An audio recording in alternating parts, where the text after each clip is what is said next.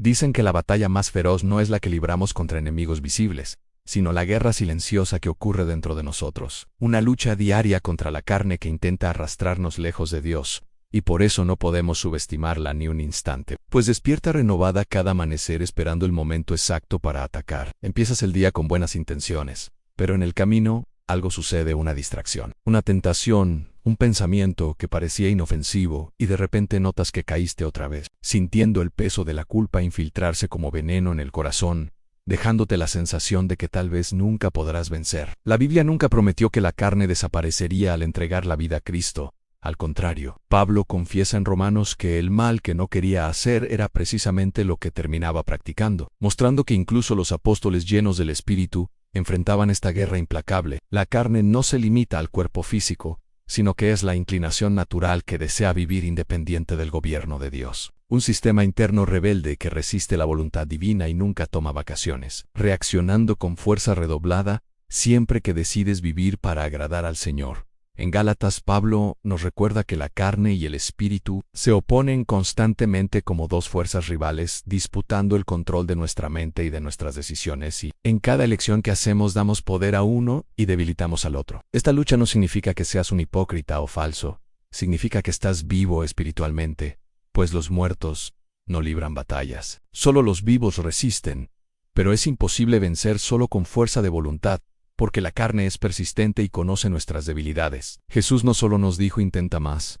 Él dijo permanece en mí, porque la victoria sobre la carne no es solo resistir al pecado, sino estar tan conectado a Cristo que el pecado pierde el poder de seducir. El problema es que muchos entran en esta guerra desarmados, intentando resistir la carne sin alimentar el espíritu. Y cuando el espíritu está débil, la carne siempre vence porque un alma vacía se convierte en terreno fértil para la tentación. Si solo lees un versículo apresurado por la mañana y saltas la oración, es como comer una miga antes de correr una maratón. Inevitablemente colapsarás en el camino, porque la guerra espiritual requiere preparación constante, intencional y profunda. La palabra, la oración, el ayuno y la comunión con hermanos maduros no son prácticas opcionales, son armas esenciales. Y la carne se alimenta de la negligencia espiritual, mientras el espíritu solo crece con inversión diaria y consciente. David no cayó con Betsabé porque siempre fuera débil, sino porque estaba ocioso cuando debía estar en guerra, y la carne ama el aburrimiento, aprovechando los momentos en que estás espiritualmente desconectado y vulnerable. Cuando caes,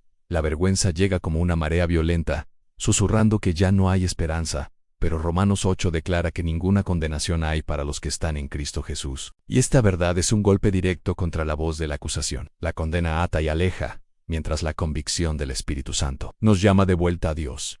Y la Biblia dice que el justo puede caer 7 veces y aún así levantarse, porque la gracia siempre ofrece una nueva oportunidad. Dios no siempre quita la lucha, así como no quitó la espina de Pablo, para que aprendamos a depender totalmente de Él, y depender no es debilidad, es la única forma de mantener la carne sometida. Pablo disciplinaba su cuerpo como un atleta que entrena para una carrera, cuidando lo que veía, lo que escuchaba y de quién se rodeaba, porque cada concesión alimenta la carne y debilita el espíritu. Jesús nos ordenó velar y orar porque velar protege las puertas de la mente, y orar clama por el poder de Dios, y quien siembra en la carne no puede esperar cosechar del espíritu, por eso cada decisión es una semilla. No fuimos llamados a vencer la carne de una vez por todas, sino a crucificarla cada día, eligiendo quién tendrá el trono de nuestro corazón cada mañana, la carne o el espíritu. El enemigo sabe que no necesita ganar todas las batallas. Basta con convencerte de que ya no vale la pena luchar, pero cuando entiendes que la gracia es mayor que cualquier caída, él pierde el control sobre tu vida. La victoria sobre la carne es como el maná en el desierto. Dios provee cada día en la medida justa, pero si intentamos guardarlo para mañana se pudre. De la misma forma que las oraciones de ayer no sostienen las luchas de hoy. Antes de correr hacia las tareas, quédate en silencio delante de Dios. Alimenta el espíritu con la palabra y oración para que la voz del espíritu sea más fuerte que la de la carne, pues el inicio del día define el mando. Alimentar el espíritu también significa cortar el combustible de la carne, eliminando accesos a las tentaciones, porque el pecado prospera en ambientes convenientes y discretos. José huyó de la esposa de Potifar, mostrando que la fuerza espiritual muchas veces es distancia física. Y no hay vergüenza en evitar lugares y situaciones que alimentan la carne. La renovación de la mente es diaria.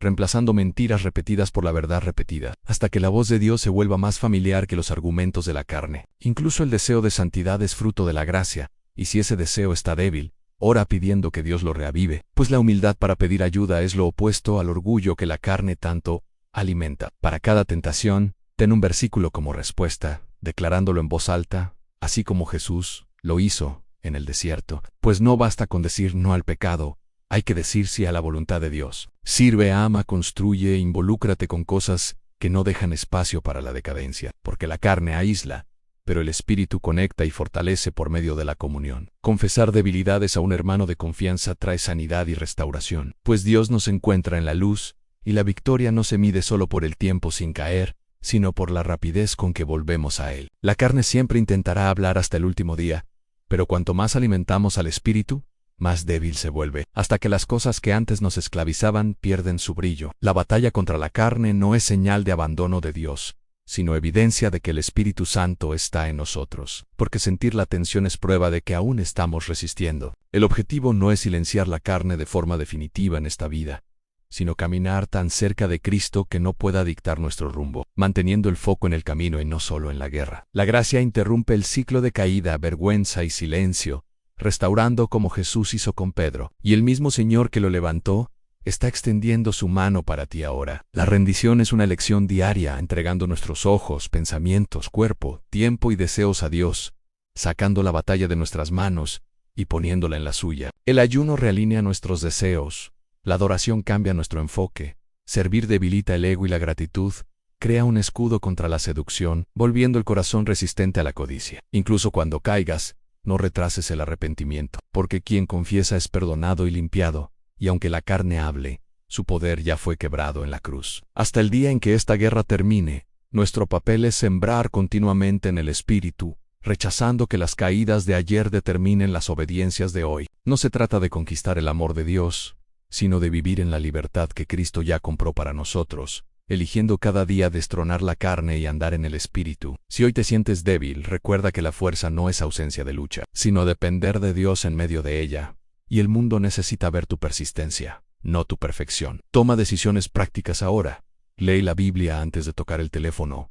Ora antes de planear el día. Confiesa antes de esconderte. Y da pasos diarios y consistentes hacia Cristo. Si este mensaje habló a tu corazón, elige hoy andar en el Espíritu. Suscríbete al canal, activa las notificaciones y sigue aprendiendo cómo vivir la vida que Dios te llamó a vivir.